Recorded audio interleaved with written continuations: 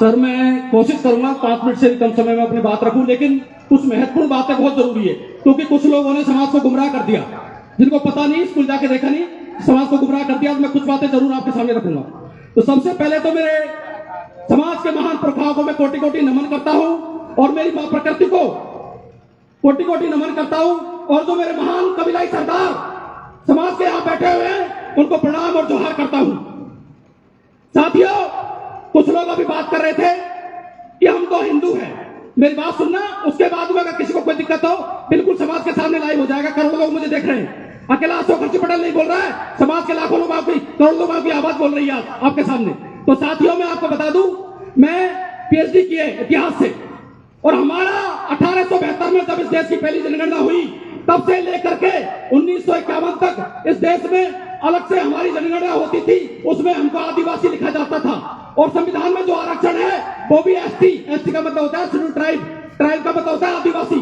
तो हमको आरक्षण मिला है आदिवासी होने के कारण, न कि हिंदू होने के कारण। आप अच्छी तरह इन बातों को समझ लो। और 1951 में जब इस देश की जनगणना हुई, जब भारत आजाद हुआ, तो धोखे से हमारे साथ गद्दारी की गई, और हमारा जो अलग से ट्राइबल कॉलम कोड था, आदिवासी धर्म कोड था, उसको हटा दिया गया और हमको जबरदस्ती हिंदू बना दिया गया। और आज भी हमें जो आरक्षण है वो आदिवासी होने के कारण है। इस देश में एक समय हम 100% हुआ करते थे, लेकिन आज दुश्मन ने हमको कतर के कोई हिंदू बना दिया, कोई मुसलमान बना दिया, और कोई ईसाई बन गया। हमारी संख्या इस देश में 8% रह गई है। इस पूरे देश में हमारा पूरे देश पर राज हुआ करता था। जयपुर से लेके आप चले जाओ चित्तौड़गढ़, इधर कहीं उज्जैन चले जाओ, कहीं चले जाओ, पूरे देश में आदिवासियों का शासन हुआ करता था। और हमें जो आरक्षण है वो आदिवासी होने के कारण है साथियों। और दूसरी बात मैं आपको बता दूं कि ये जो पंचायत हो रही है, हम सिर्फ इसलिए आए कि समाज के जो नियम बनाए जाजम ने वो 80% लागू हो चुके हैं। मैं आपको बता दूं, युवाओं की और सोशल मीडिया पर समाज में चर्चा हो रही है, 80% लोगों ने वो नियम स्वीकार कर लिए।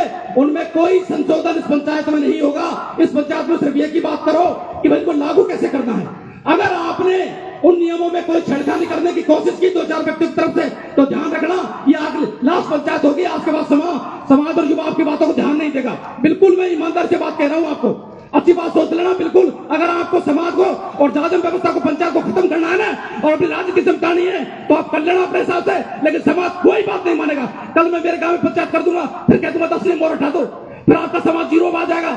अरे यज्ञ भागवत भंडारों से किस समाज का भला हुआ है? सिर्फ एक समाज का जो इनको करता है, करवाता नहीं, करता है। आपसे 1-1 करोड़ रुपए ऐंठता है, मौज मस्ती करता है आपके घर में, और 1 करोड़ रुपए लेके जाता है और अपने बच्चों को विदेश में पढ़ाता है। आपके बच्चे सरकारी स्कूल में पढ़ते हैं। ये सरकारी अधिकारी जो बढ़ गए ना, इन्होंने अपना घर तो बना लिया, नेताओं ने अपना घर बना लिया। अब बात आई ना गरीब किसान की पढ़ने की, तो आपको यज्ञ भागवत भंडारी तक धकेल रहे हैं। अरे इस स्कूल से कलेक्टर बने हो या यज्ञ भागवत भंडारों से बने हो या मंदिर से बने हो? बताओ समाज को। अब समाज को जब पढ़ने की बात आई तो कहीं यज्ञ करवाओ, भागवत करवाओ। धार्मिक भावनाओं पर कोई पाबंदी नहीं है, लेकिन वो व्यक्तिगत है। समाज में यज्ञ भागवत भंडारों को नहीं रोकोगे, ना इनको थोपोगे।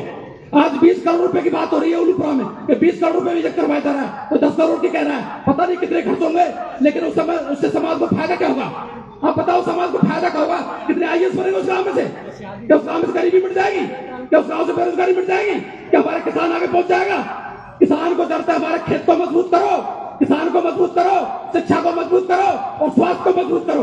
अगर हमारा समाज शिक्षा में पीछे रहेगा, ध्यान रखना, आने वाला टाइम इतना खराब हो रहा है कि जमीन तो सरकार पैसे आपकी छीन रही है, कोई जमीनों पर हमारा ध्यान नहीं है। तो शिक्षा पे ध्यान दो, अपने बच्चों को पढ़ाओ, तब जाकर हमारा समाज आगे पहुंचेगा।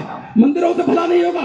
अब भगवान के प्रति आस्था रखनी, ईश्वर के प्रति रखनी, वो व्यक्तिगत है, लेकिन समाज में हम थोप नहीं सकते उस चीज को, क्योंकि हमारा मंदिरों से 1-1 करोड़ के मंदिर लगभग सब गांव में मिल जाएंगे आपको। मेरे गांव में 2 करोड़ का मंदिर है, लेकिन एक लाइब्रेरी नहीं है। 15 मंदिर है, लेकिन एक लाइब्रेरी नहीं है बच्चों को पढ़ने के लिए।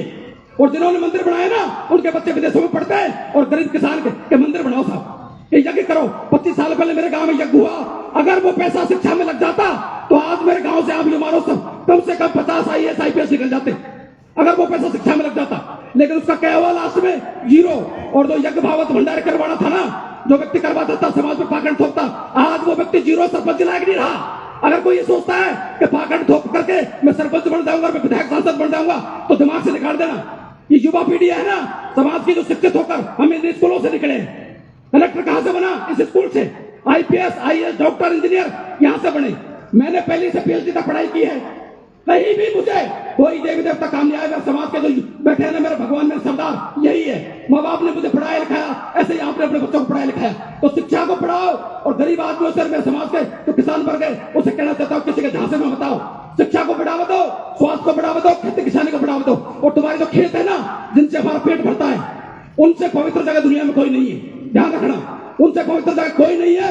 आपका वही तो तीर्थ है और वही महाकुंभ है और वही मंदिर है आपका। जाओ तो अपने खेत में जाओ। बाप दादा आपके खेत जोतते आए, बाप दादा ने तो कुंभ करवाए ना, उन्हें भागवत भंडारे करवाए। उनका एक ही काम था, सुबह अपने खेत में जाना और शाम को अपने खेत से वापस आना।